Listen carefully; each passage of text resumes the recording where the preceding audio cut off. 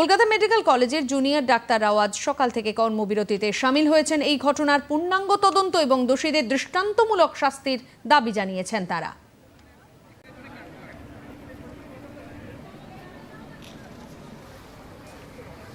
দাবি হচ্ছে যে মোস্ট ইম্পর্টেন্টলি আমাদের সিকিউরিটি প্রোভাইড করা হোক, আর যে যে খুব বাজে একটা ঘটনা ঘটেছে তার যে কালপ্রিটস আছে তাদেরকে অ্যাকচুয়ালি ধরা হোক আর তাদের ইমিডিয়েট পানিশমেন্ট দেওয়া হোক, ক্যাপিটাল পানিশমেন্ট অবভিয়াসলি দেওয়া হোক। আমি মা হিসাবেও চাইবো, কলিগ হিসাবে চাইবো, স্বাস্থ্যকর্মী হিসাবে চাইবো যে শাস্তি মানে কি, যে সত্য সেটা হিসাবে শাস্তি চাইবো।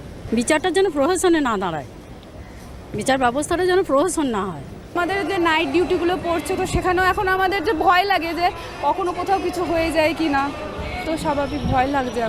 কোনো জিনিসকে যেন আড়াল করা না হয়, কোনো ঘটনাকে, কোনো বিষয়কে যাতে আড়াল করা না হয়, প্রত্যেকটা দোষীকে যাতে আমরা শনাক্ত করতে পারি এবং তাদের দৃষ্টান্তমূলক শাস্তি দিতে পারি।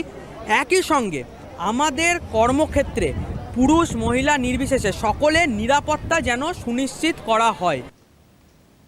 হাজিগড়ের ঘটনায় রোগীদের আত্মীয় স্বজনরাও ক্ষুব্ধ। ডাক্তারদের কর্মবিরতিতে অসুবিধায় পড়লেও দোষীদের শাস্তির দাবি জানিয়েছেন তারাও।